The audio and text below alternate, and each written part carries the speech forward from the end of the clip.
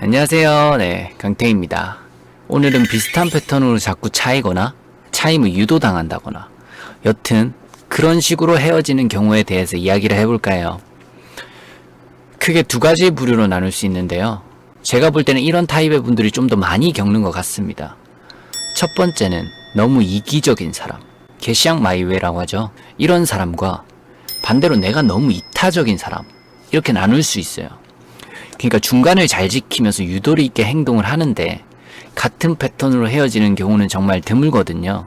저건 센스가 있는 거예요. 중간을 잘 지키는 사람은 대부분 좋아합니다. 뭐 딱딱 반반 나눠가지고 뭐 더치페이 하자 뭐 이런 거 말고요. 좀 융통성 있게 하는 사람들이요.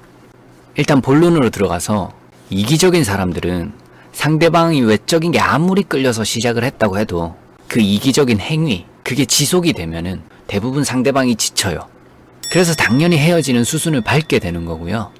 근데 그런 사람들은 어차피 이기적이기 때문에 그 사람이 자기를 그냥 덜 사랑했다고 자기 합리화 시켜버리거나 또는 그냥 남 탓해버리고 감정을 훌훌 잘 털어내는 경우가 많죠. 그래서 이기적인 사람들은 감정적으로는 리스크가 조금은 더 적습니다. 큰 문제는 안 돼요. 좀 덜 다친다고 볼 수 있어요. 그러다가 또 누가 마음에 드는 사람이 생기면은 다음 사람을 잘 만나고 다니게 되는 겁니다. 근데 이기적인 거는 좀 고치셔야 해요. 그건 스스로가 알 거야. 반대로 문제가 되는 쪽은 제가 볼 땐 이 이타적인 쪽이에요. 나는 충분히 헌신하고 정말 잘해줬다고 생각을 하는데 뒤통수를 계속 맞는 경우죠. 이런 경우는 자기 자신의 문제를 전혀 모르고 있을 때가 많아요. 좀 더 덧붙이자면 뭐가 문제인지 스스로 알기가 어렵달까요? 예를 들면요. 되게 이성에게 성격이나 말로 호감을 잘 끄는 사람이 있다 쳐요. 뭐 외적인 거 이런 거는 너무 당연한 거니까 제외하고 뭐 대화나 행동으로 그리고 그 사람 성격 자체가 호감을 잘 끌어내는 사람들이 있어요. 이 사람들은 자기도 모르게 남이 좋아하는 행동들을 하고 있는 사람들이거든요. 딱히 고칠 게 없죠. 근데 같은 패턴으로 헤어지는 분들은 같은 패턴으로 헤어진다는 게 무슨 소리예요? 나한테 무슨 비호감이 생기게 되는 혹은 질리게 하는 무엇의 패턴이 있을 수 있다는 거죠. 그래서 이런 타입의 분들은 스스로가 원인을 좀 더 깊이 살펴보셔야 합니다. 가끔 TV에 마술쇼 같은 거 하잖아요. 근데 그 마술사가 나와서 마술하는 쇼라고 얘기를 하고 사전 정보가 있는 상태에서 우리가 그 프로를 보면은 대부분 사람들은 되게 주의력 깊게 봅니다. 어디서 트릭을 쓰는지 구라를 치는지 두 눈에 막 불을 켜고 보죠. 그치만 만약에 그 사람이 마술사인지도 모르고 마술 프로그램도 아니다. 사전에 이런 정보가 전혀 없으면요. 도중에 갑자기 물건을 바꾸든 순간적으로 없애버렸다 꺼내든 뭐 뭔 짓을 해도 잘 몰라요. 오게티가 그래서 찾기 어려운 겁니다. 알면 보이고 모르면 안 보여요. 그런 상태와 비슷하다고 생각하시면 돼요. 그러니까 사람은 보편타당하게 호감인 부분이 있을 수 있고 또 한편으론 보편타당하게 비호감인 부분도 같이 가지고 있어요. 성격은 복잡한 거거든요. 그래서 주의력 깊게 봐야 됩니다. 이타적인 쪽은.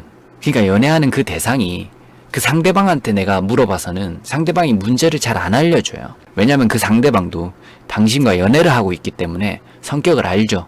여린 것도 알고. 당연히 당신이 상처받을 말인 걸 아니까 최소한의 예의는 지키는 거죠. 그래서 그냥 뭐 마음이 예전 같지 않아. 이런 식으로 둘러대는 게 거의 대부분이죠. 그래서 내 스스로가 주의 깊게 나를 한번 살펴봐야 돼요.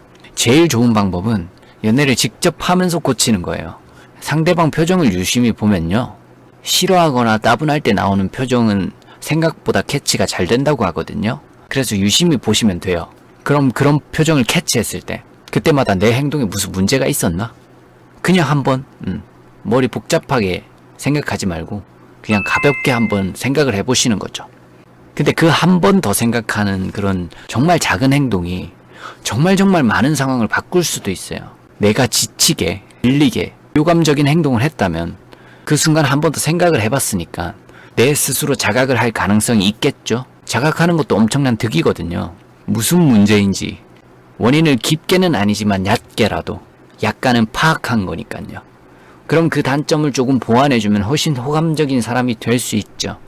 반대로 돌아가서 아무것도 안 했는데 남이 그냥 표정이 썩었거나 지가 잘못해놓고 화내는 경우라도 내가 그 자리에서 한 번 더 생각하는 습관이 잡혀 있으면은 내 머릿속으로 제 필터를 걸쳤기 때문에 내 잘못이 아니라는 것을 보다 명확히 알 수 있어요. 그럼 상대방 문제인 거야.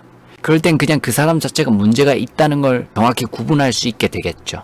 그치만 이게 말로는 쉬운 것 같아도 이게 잘 안 돼요. 왜냐면 사람은 감정이 항상 휘둘리고 감정에 휘둘렸을 때 흥분할 수밖에 없는 구조를 가졌기 때문이죠. 그래서 연습이 필요한 거야. 직접 연애를 하면서 이 도리를 어느 정도 제대로 알고 가면은 내가 이상한 것도 스스로 캐치할 수 있게 되고요. 남이 이상한 것도 내 눈에 훨씬 잘 보이게 돼요. 문제가 생겼을 때 그 자리에서 한 번 더 생각해보는 거. 그게 진짜 그런 힘을 가졌다니까요.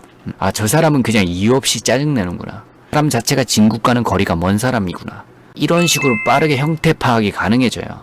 그리고 연애할 때 비춰지는 나의 많은 단점들이 뭐 다른 사람들이 보편적으로 느끼기에 아, 얘는 이게 단점이 하는 것들이 있죠. 그런 것들도 보다 쉽게 파악할 수 있게 됩니다. 그럼 그 뿌리를 조금만 개선시켜주면 같은 패턴으로 계속 이별하는 문제는 그리 어렵지 않게 예방할 수 있어요. 주의력 있게 깨어 있으려고 노력을 해야 돼요. 그래서 물론 연애하면서 행복하고 즐기고 별 생각 없이 사랑이라는 감정을 많이 느끼기도 해야 하지만 그게 필요해요, 사실. 그치만 또 내가 깊게 생각해야 되는 부분들도 많이 있거든요. 연애하면서 항상 매일 몇 시간 뭐 매분 몇 초가 행복할 수는 없잖아. 갈등이 생긴다고요. 그랬을 때 이런 습관을 가지고 있다면 내가 생각보다 많은 문제들이 굉장히 쉽고 수월하게 해결이 돼요.